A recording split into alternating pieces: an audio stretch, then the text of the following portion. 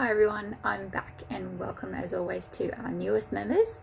Today I'm going to talk about a technique or modality you've most likely heard about by now, but if you haven't, it's called NLP. NLP stands for Neuro-Linguistic Programming. Neuro referring to neurology, linguistic referring to language, and programming referring to how these two work together in a functional way in your mind and around others. It's basically about learning the language of your mind and that of others so that you can relate and communicate to others better, help change yourself in terms of thinking, mindset, and strategies. It's commonly used to influence other people in a positive way by coaches and hypnotherapists to help people achieve what they want in life. It's also used by advertising companies in the ads they make to influence you to buy their products along with all the fancy imagery. Some people who are trained in NLP and use it deny that it has anything to do with hypnosis. However, it was actually created by Richard Bandler and his friend John Grinder.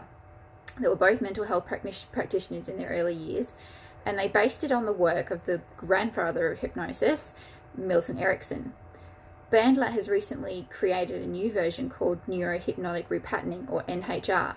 He allegedly became increasingly frustrated over the years about not being recognised for creating NLP and its hypnotic background, therefore created the new version with the new name, which includes a reference to hypnosis.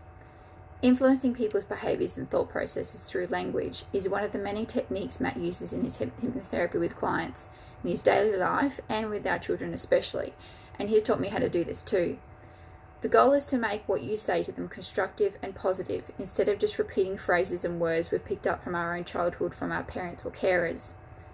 A common struggle for parents is getting their kids to do what they want them to do. But unfortunately, decades of parenting has ingrained the automatic response to bad or unwanted behaviour of using negation words such as don't, not, never, won't, shouldn't, couldn't, etc. We also do this in general conversation to others and ourselves.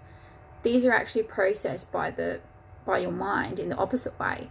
So for example, don't think of a pink elephant. You're thinking of a pink elephant, aren't you? Your mind can't process these negation words, so it deletes them. We usually use them when we want the opposite. So you've actually made them create a picture of a pink elephant, but at the same time trying to get them to don't it. If you say to your child, don't run on the road, they're going to get an image of running on the road. So the negation word, which is don't, gets deleted by the mind, so the child ends up doing what the picture says, running on the road. Instead, we should be focusing on using our language to tell people, ourselves, and our children what we do want. Perhaps not as directly as this may sound, but there are ways to carefully word what you say in a positive way in order to potentially get things to go your way. So the child you're worried about running onto the road when you turn your back or as soon as they get out of the car, you can say to them, stay by my side because the road is dangerous. Or when you're at the pool, instead of don't get into the water without me, say, wait for mummy please, we'll go in together. There may still be some bumps to begin with. After all, up to 90% of what we say, hear, and even do is what we don't want. So we're only talking about making as little as a 1% shift, and it can make a huge difference.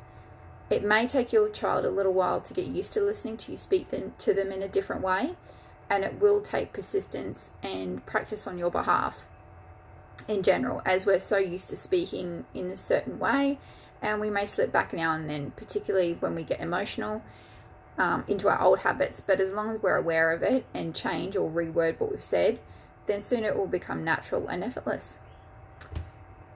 The big key is remembering to tell them what you want them to do.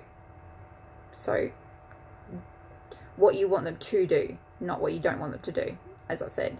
Thank you everyone. Have a great day and see you next week for my video next week.